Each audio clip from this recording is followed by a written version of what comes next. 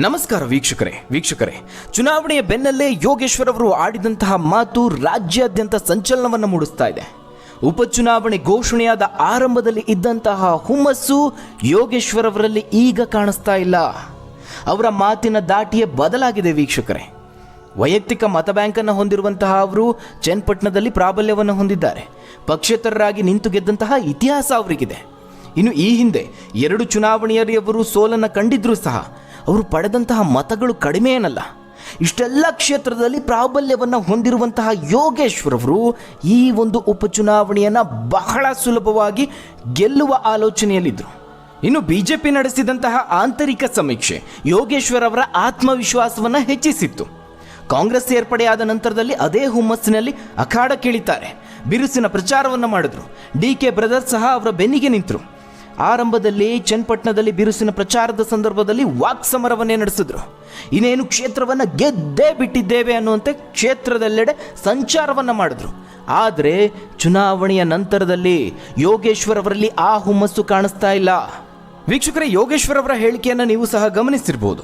ಕ್ಷೇತ್ರದಲ್ಲಿ JDS ಅಬ್ಬರ ಜೋರಾಗಿತ್ತು. BJP JDS plan workout ಆಗಿದೆ. ಹಾಗಂತ ನಾನು ಹತಾಶೆಯಲ್ಲಿ ಹೇಳ್ತಾ ಇಲ್ಲ, ಸಮಬಲದ ಹೋರಾಟ ಅಂತ ಹೇಳುತ್ತಲೇ ಬೇಸರವನ್ನು ವ್ಯಕ್ತಪಡಿಸಿದಂತೆ ಕಾಣಿಸ್ತಾ ಇದೆ. ಅವರ ಮಾತನ್ನು ಇನ್ನೂ ನಾವು ಸೂಕ್ಷ್ಮವಾಗಿ ಗಮನಿಸಿದ್ರೆ ನಾನು ಕಟ್ಟಿದಂತಹ ಬಿಜೆಪಿಯನ್ನು ಅನಿವಾರ್ಯವಾಗಿ ತೊರೆಯುವಂತಹ ಪರಿಸ್ಥಿತಿ ಬಂತು. ಕಾಂಗ್ರೆಸ್ ಸೇರ್ಪಡೆ ಆಗುವಂತಹ ಸನ್ನಿವೇಶವನ್ನು ಕುಮಾರಸ್ವಾಮಿ ಅವರು ಸೃಷ್ಟಿಸಿದ್ರು. ಈ ಮಾತುಗಳು ಯೋಗೇಶ್ವರ್ ಅವರ ಬಾಯಲ್ಲಿ ಬಂದಿರುವಂಥದ್ದು. ನೀವು ಸಹ ಇದನ್ನು ಗಮನಿಸಿರಬಹುದು. ಚುನಾವಣೆ ಘೋಷಣೆಯಾದ ಆರಂಭದಲ್ಲಿ ಯಾವ ರೀತಿಯಾಗಿ ಸಂಭ್ರಮವನ್ನು ವ್ಯಕ್ತಪಡಿಸಿದ್ರು, ಮತ್ತೆ ಮರಳಿಗೂಡಿಗೆ ಕಾಂಗ್ರೆಸ್ಗೆ ಬರ್ತಿದ್ದೇನೆ ಅನ್ನುವ ವಿಶ್ವಾಸದ ಮಾತುಗಳನ್ನಾಡಿದ್ರು. ಜೊತೆಗೆ ಕಾಂಗ್ರೆಸ್ ನಾಯಕರು ಅವರನ್ನು ಯಾವ ರೀತಿಯಾಗಿ ಬರಮಾಡಿಕೊಂಡಿದ್ರು ಇವೆಲ್ಲವನ್ನ ನೀವು ನೋಡಿದ್ದೀರಿ. ಆದರೆ ಈಗ ಫಲಿತಾಂಶಕ್ಕೂ ಮುನ್ನವೇ ಇಡೀ ಚಿತ್ರಣವೇ ಬದಲಾದಂತೆ ಕಾಣಿಸ್ತಾ ಇದೆ. ಆರಂಭದಲ್ಲಿ ನಾವು 100ಕ್ಕೆ 100 ಗೆಲ್ತೇವೆ ಅಂತ ಹೇಳ್ತಾ ಇದ್ರು. ಆದರೆ ಚುನಾವಣೆ ನಂತರದಲ್ಲಿ ಈ ರೀತಿಯ ಬೇಸರದ ಮಾತುಗಳನ್ನು ಕೇಳಿದ್ರೆ ರಾಜಕೀಯವಾಗಿ ಸಾಕಷ್ಟು ಅನುಮಾನ ಮೂಡಿಸುತ್ತೆ. ವೀಕ್ಷಕರೇ, ಇದರ ಜೊತೆಗೆ ಇದೇ ಚನ್ನಪಟ್ಟಣ ಉಪಚುನಾವಣೆಯ ವಿಚಾರದಲ್ಲಿ 30 ಕೋಟಿಯ ರಹಸ್ಯದ ಬಗ್ಗೆನೂ ಚರ್ಚೆ ಆಗ್ತಾ ಇದೆ. ಇದು ಸಹ ಸಾಕಷ್ಟು ಕುತೂಹಲ ಮೂಡಿಸಿರುವಂತಹ ವಿಚಾರ. ಹಾಗಾದರೆ ಯೋಗೇಶ್ವರ್ ಅವರ ಈ ರೀತಿಯಾಗಿ ಉಲ್ಟಾ ಹೊಡೆಯೋದಕ್ಕೆ ಕಾರಣ ಏನು? ಕಾಂಗ್ರೆಸ್ ಸೇರಿ ತಪ್ಪು ಮಾಡಿದ್ರ? ಚನ್ನಪಟ್ಟಣದ ರಣಕಲಿ ಸುಲಭವಾಗಿ ಗೆಲ್ಲಬಹುದಾಗಿದ್ದ ಚುನಾವಣೆಯಲ್ಲಿ ತಪ್ಪು ನಿರ್ಧಾರವನ್ನು ಕೈಗೊಂಡ್ರ? ಚನ್ನಪಟ್ಟಣ ವಿಚಾರದಲ್ಲಿ ಚರ್ಚೆ ಆಗ್ತಿರುವಂತಹ ಈ 30 ಕೋಟಿಯ ರಹಸ್ಯ ಏನು? ಕುಮಾರಸ್ವಾಮಿ ಅವರ ಮಾತು ಕೇಳದೆ ಎಡವಿದ್ರ ಯೋಗೇಶ್ವರ್? ಏನಿದು ಚನ್ನಪಟ್ಟಣ ಉಪಸಮರದ ಮಹಾರಹಸ್ಯ? ಆ ಒಂದು ಇಂಟ್ರೆಸ್ಟಿಂಗ್ ಸ್ಟೋರಿ ಏನು ನೋಡೋಣ. ವೀಕ್ಷಕರೇ, ಜಮೀರ್ ಅವರು ಕಾಂಗ್ರೆಸ್ಸಿಗರ ನೆಮ್ಮದಿಯನ್ನು ಕೆಡಿಸಿ ಯೋಗೇಶ್ವರ್ ಅವರ ನಿದ್ದೆಗೆಡಿಸಿದ್ದಾರೆ ಅಂತ ಹೇಳ್ಬೋದು. ನಾಯಕರು ಇದೀಗ ಜಮೀರ್ ಅವರ ಹತ್ರ ಬೆರಳು ತೋರಿಸ್ತಿದ್ದಾರೆ. ಅವರು ನೀಡಿದಂತಹ ಮಾತು ಈಗ ರಾಜ್ಯ ಕಾಂಗ್ರೆಸ್ ಪಾಳ್ಯದಲ್ಲಿ ಕಂಪನವನ್ನೇ ಎಬ್ಬಿಸಿದೆ ಅಂತ ಹೇಳ್ಬೋದು. ಕಾಂಗ್ರೆಸ್ ಮನೆಯಲ್ಲಿ ಬೇರೆ ಬೇರೆ ಚರ್ಚೆಯನ್ನು ಹುಟ್ಟುಹಾಕಿದೆ. ಕಾಂಗ್ರೆಸ್ಸಿಗರ ಸಿಟ್ಟು ಸಚಿವ ಜಮೀರ್ ಅಹಮದ್ ಕಡೆಗೆ ತಿರುಗಿದೆ. ಮತ್ತೊಂದು ಕಡೆ ಕುಮಾರಸ್ವಾಮಿ ಅವರು ಇಷ್ಟು ದಿನ ಜಮೀರ್ ಅವರ ಹೇಳಿಕೆಗೆ ಪ್ರತಿಕ್ರಿಯೆ ನೀಡಿರಲಿಲ್ಲ ವೀಕ್ಷಕರೇ. ಯಾಕಂದ್ರೆ ಚುನಾವಣೆಯ ಸಮಯದಲ್ಲಿ ಇನ್ನೊಂದೇನೋ ರಿಪ್ಲೈ ಮಾಡೋದಕ್ಕೆ ಹೋಗಿ ಮತ್ತೊಂದು ಎಡವಟ್ಟಾಗಬಾರ್ದು ಅಂತ ಜನರ ಕಿವಿನಲ್ಲಿ ಜಮೀರ್ ಅವರು ನೀಡಿದಂತಹ ಹೇಳಿಕೆ ಕೊನೆವರೆಗೂ ಉಳಿಬೇಕು ಅಂತ ಸುಮ್ಮನೆ ಇದ್ರು. ಈಗ ಚುನಾವಣೆ ಮುಗಿದ ಬೆನ್ನಲ್ಲೇ ದಳಪತಿ ಇದಕ್ಕೆ ಪ್ರತಿಕ್ರಿಯೆಯನ್ನು ನೀಡಿದ್ದಾರೆ, ಕೆಂಡ ಕಾರಿದ್ದಾರೆ. ಇನ್ನು ಒಕ್ಕಲಿಗ ಸಮುದಾಯದವರು ಜಮೀರ್ ವಿರುದ್ಧವಾಗಿ ಸಿಡಿದೆದ್ದಿದ್ದಾರೆ. ನೆಲಮಂಗಲ, ಕುಣಿಗಲ್ ಸೇರಿ ಹಲವೆಡೆ ಜಮೀರ್ ಅವರ ಪ್ರತಿಕೃತಿಯನ್ನ ಬೆಂಕಿಗೆ ಹಾಕಿ ಆಕ್ರೋಶವನ್ನ ವ್ಯಕ್ತಪಡಿಸಿದ್ದಾರೆ. ಜಮೀರ್ ಅವರ ಈ ಒಂದು ಎಡವಟ್ಟು ಎಲ್ಲಿವರೆಗೂ ಹೋಗಿ ನಿಲ್ಲುತ್ತೆ ಅಂತ ಹೇಳೋದಕ್ಕಾಗೋದಿಲ್ಲ. ಯಾಕಂದ್ರೆ ಕಾಂಗ್ರೆಸ್ನಲ್ಲಿ ಅವರ ವಿರುದ್ಧವಾಗಿ ಆಕ್ರೋಶ ಕೇಳಿ ಬರ್ತಾ ಇದೆ. ಹೈಕಮಾಂಡ್ವರೆಗೂ ಕಂಪ್ಲೇಂಟ್ ಹೋಗಿದೆ. ಈ ಹಿಂದೆನೂ ಜಮೀರ್ ಅವರ ಎಡವಟ್ಟುಗಳು ಪಕ್ಷಕ್ಕೆ ಮುಜುಗರ ಹಾಗೆ ಹಿನ್ನಡೆಗೆ ಕಾರಣ ಆಗಿತ್ತು. ಹೀಗಾಗಿ ತಕ್ಷಣ ಅವರನ್ನು ಕೆಳಗಿಳಿಸಬೇಕು, ಇಲ್ಲದಿದ್ದರೆ ಪಕ್ಷಕ್ಕೆ ಇನ್ನಷ್ಟು ಡ್ಯಾಮೇಜ್ ಆಗುತ್ತೆ. ಈಗ ಫಲಿತಾಂಶ ಏನಾದರೂ ಉಲ್ಟಾ ಹೊಡೆದ್ರೆ ಜಮೀರ್ ಅವರ ಸಚಿವ ಸ್ಥಾನವನ್ನು ಸಹ ಕಳೆದುಕೊಳ್ಳಬಹುದು. ಆದರೆ ಅವರಿಗೆ ಶ್ರೀರಕ್ಷೆಯಾಗಿ ನಿಂತಿರೋದು ಸಿದ್ದರಾಮಯ್ಯ ಅವರು. ಉಪಚುನಾವಣೆಯ ನಂತರ ಕಾಂಗ್ರೆಸ್ ಪಾಳ್ಯದಲ್ಲಿ ಒಂದು ದೊಡ್ಡ ಬೆಳವಣಿಗೆಯ ನಿರೀಕ್ಷೆ ಇದೆ. ಕಾದು ನೋಡೋಣ. ಒಟ್ಟಾರೆಯಾಗಿ ಈ ವಿಚಾರಗಳು ಯೋಗೇಶ್ವರ್ ಅವರಿಗೆ ಹಿಡಿಸಿಲ್ಲ. ಆಡಳಿತ ಪಕ್ಷದಲ್ಲಿ ಗುರುತಿಸ್ಕೊಳ್ಬೇಕು, ಇನ್ನು 3.5 ವರ್ಷ ಬಾಕಿ ಇದೆ. ಈ ಚುನಾವಣೆಯಲ್ಲಿ ಗ್ಯಾರಂಟಿ ಯೋಜನೆಯ ಬಲ ಸಿಕ್ಕರೆ ಸುಲಭವಾಗಿ ಗೆಲ್ಲಬಹುದು ಅಂತ ಪ್ಲಾನ್ ಹಾಕ್ಕೊಂಡಿದ್ರು. ಆಡಳಿತ ಪಕ್ಷದ ಶಾಸಕ ಆಗಬೇಕು ಅಂತ ಹಠ ಮಾಡಿ ಈಗ ರಿವರ್ಸ್ ಗೇರ್ ಹಾಕ್ತಿದ್ದಾರೆ. ಅಷ್ಟೇ ಅಲ್ಲ, JDSನ ಕುಮಾರಸ್ವಾಮಿ ಅವರನ್ನ, ದೇವೇಗೌಡರನ್ನ ಹೊಗಳ್ತಿದ್ದಾರೆ. ಏನು ಹೇಳ್ತಿದ್ದಾರೆ? ದೇವೇಗೌಡರು, ಕುಮಾರಸ್ವಾಮಿ ಅವರು ದೈತ್ಯ ಶಕ್ತಿಗಳು, ನಿಖಿಲ್ ಯೂತ್ ಐಕಾನ್. ಅವರ ಈ ಹೊಗಳಿಕೆಯ ಹಿಂದಿನ ಮರ್ಮ ಏನು, ಇದು ಈಗ ಕುತೂಹಲ ಮೂಡಿಸಿರುವಂತಹ ವಿಷಯ. ವೀಕ್ಷಕರೇ, ಅಷ್ಟಕ್ಕೂ ಯೋಗೇಶ್ವರ್ ಅವರಿಗೆ ಇಂಥದ್ದೇ ಪಕ್ಷ ಅಂತೇನಿಲ್ಲ. ಚುನಾವಣೆ ಸಂದರ್ಭದಲ್ಲಿ ಪಕ್ಷವನ್ನು ಆಯ್ಕೆ ಮಾಡಿ ಅಖಾಡಕ್ಕೆ ಇಳಿಯುವಂತಹ ರಣಕಲಿ ಅವರು.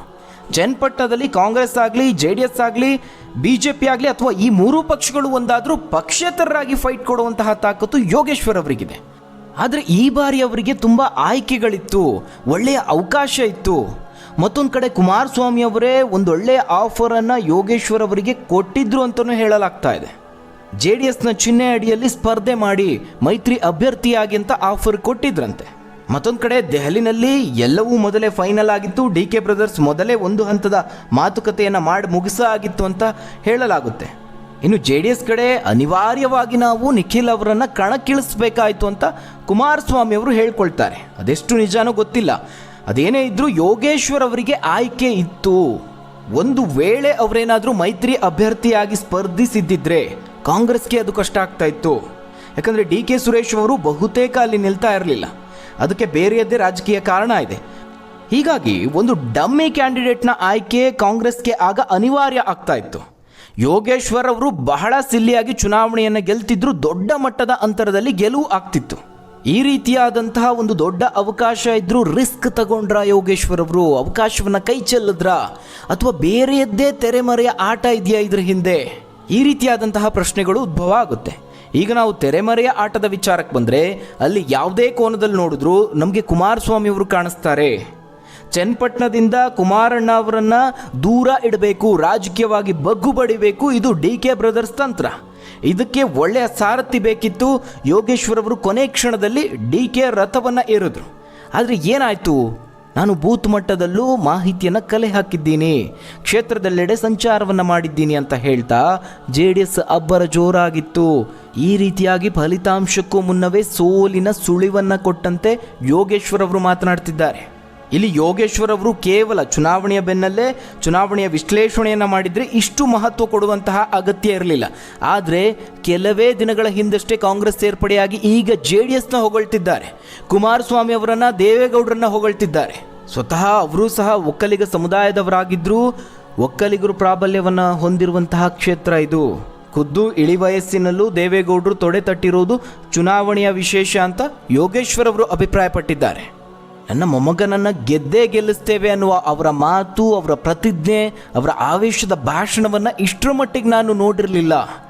ಈ ವಯಸ್ಸಿನಲ್ಲೂ ಅವರ ಕಮಿಟ್ಮೆಂಟನ್ನು ನೋಡಿದ್ರೆ ಅವರ ನಾಯಕತ್ವವನ್ನು ನಾವು ಒಪ್ಪಿಕೊಳ್ಳಲೇಬೇಕು ಅಂತ ಯೋಗೇಶ್ವರ್ ಅವರು ಹೇಳ್ತಿದ್ದಾರೆ.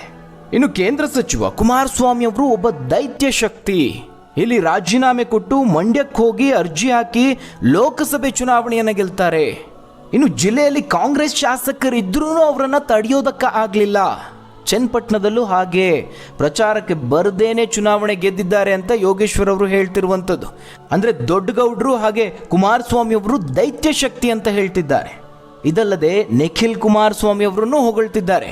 ಅವರು ಯೂತ್ ಐಕಾನ್, ಅವರಿಗೆ ಮತ ಸೆಳೆಯುವ ವರ್ಚಸ್ಸಿದೆ ಅಂತ ಯೋಗೇಶ್ವರ್ ಹೇಳ್ತಿರುವಂಥದ್ದು. ಒಟ್ಟಾರೆಯಾಗಿ ದಳಪತಿಗಳನ್ನು ಹೊಗಳ್ತಿದ್ದಾರೆ. ಈ ಮಾತುಗಳು ಯೋಗೇಶ್ವರ್ ಅವರ ಬಾಯಲ್ಲಿ ಫಲಿತಾಂಶಕ್ಕೂ ಮುಂಚೆ ಬರ್ತಿರೋದೇ ಈಗ ಕುತೂಹಲಕ್ಕೆ ಕಾರಣ ಆಗಿರುವಂಥದ್ದು.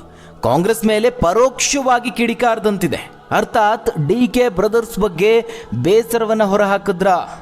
ಇಲ್ಲಿ ಯೋಗೇಶ್ವರ್ ಅವರು ಈ ರೀತಿಯಾಗಿ ಹೇಳ್ತಿದ್ದ ಹಾಗೆ ಅದರ ಬೆನ್ನಲ್ಲೇ ಮತ್ತೊಂದು ಕಡೆ DK ಸುರೇಶ್ ಅವರು ತುರ್ತು ಸುದ್ದಿಗೋಷ್ಠಿಯನ್ನು ಕರೀತಾರೆ, ಡ್ಯಾಮೇಜ್ ಕಂಟ್ರೋಲ್ಗೆ ಮುಂದಾಗ್ತಾರೆ.